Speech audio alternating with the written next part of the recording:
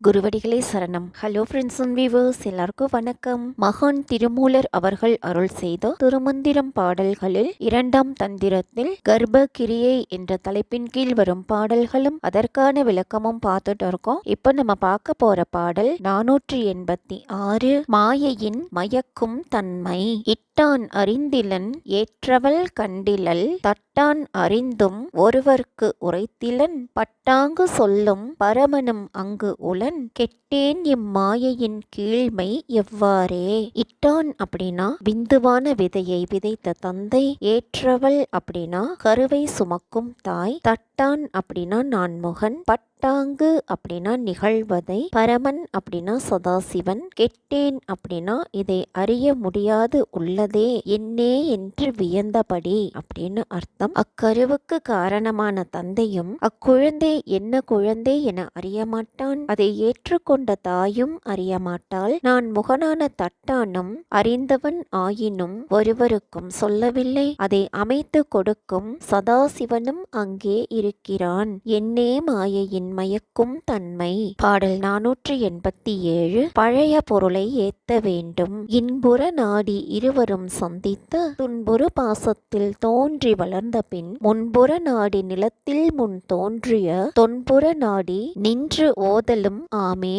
இன்புற அப்படின்னா இன்பம் அடைய, சந்தித்து அப்படின்னா கூடி, தொன்பு அப்படின்னா பழமைக்கும் பழமையான இறைவன், இன்பம் அனுபவிக்க விரும்பிய ஆண் பெண் ஆகிய இருவர் புணர்ச்சியில் துன்பம் பொருந்தும் பாசத்தில் தோன்றிய உயிர் துன்பத்தில் வளர்ந்த பின்பு மேன்மை பெற விரும்பி உலகத்தில் எல்லாவற்றுக்கும் முன்னம் தோன்றி இருக்கின்ற பழமைக்கும் பழமையான இறைவனை பொருந்த நாடி துதிக்கவும் வேண்டும். பாடல் 488. கருவில் கரு வளரும் வகை. குயிர்குஞ்சு முட்டையை காக்கை கூட்டு அயிர்ப்பு இன்றி காக்கை வளர்க்கின்றது போல் இயக்கு இல்லை போக்கு இல்லை ஏன் என்பது இல்லை மயக்கத்தால் காக்கை வளர்க்கின்றவாறே.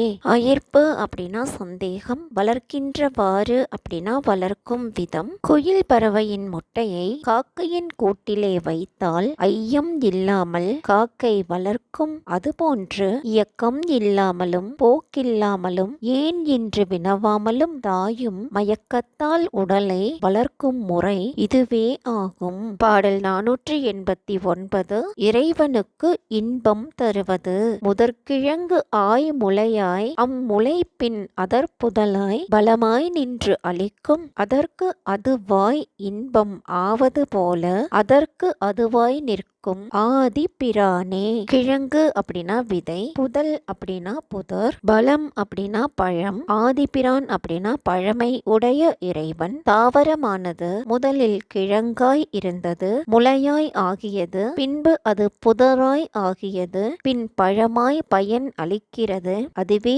அந்த தாவரத்தின் இன்பமாய் இருக்கும். அதுபோல எல்லாவற்றையும் படைத்து காத்து பயன் அளிப்பதே ஆதியாகிய இறைவனுக்கு இன்பம் தருவது ஆகும். பாடல் 490. இறைவனை தவத்தால் உணர முடியும்.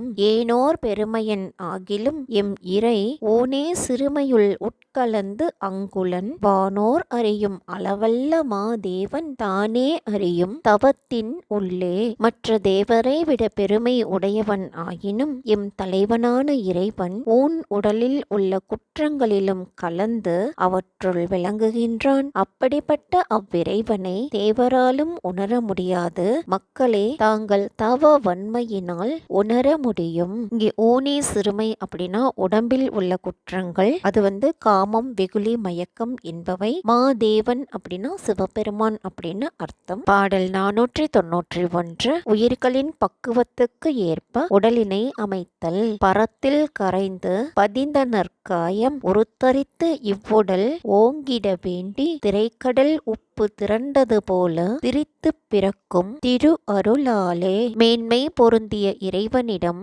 நுண்மையாய் ஒடுங்கிய நல்ல உடல் மீண்டும் பருவத்துக்கு ஏற்ப பயனை அடைய வேண்டி அலைக்கடலில் கதிரவன் வெம்மையால் உப்பு உப்பு திரண்டு உருக்கொள்வதை போல் இறைவனது அருளால் மீண்டும் தூள உடம்பு கருவில் உருவாகிறது. பரத்தில் கரைந்து அப்படின்னா பரம்பொருளில் நுட்பமாய் ஒடுங்கி அப்படின்னு அர்த்தம். திரித்து பிறக்கும் அப்படின்னா மீண்டும் பிறக்கும். காயம் அப்படின்னா உடல் அப்படின்னு அர்த்தம். இதுதாங்க இந்த பாட்டோட பொருள். இத்துடன் கர்ப்பக்கிரியை என்ற தலைப்பில் இருந்த பாடல்களும் அதற்கான விளக்கமும் நிறைவு பெற்றன. மீண்டும் மூவகை சீவ வர்க்கம் என்ற தலைப்பில் சொல்லப்பட்டிருக்கும் பாடல்களும் அதற்கான விளக்கமும் பற்றின வீடியோல சந்திக்கலாம். தேங்க்யூ.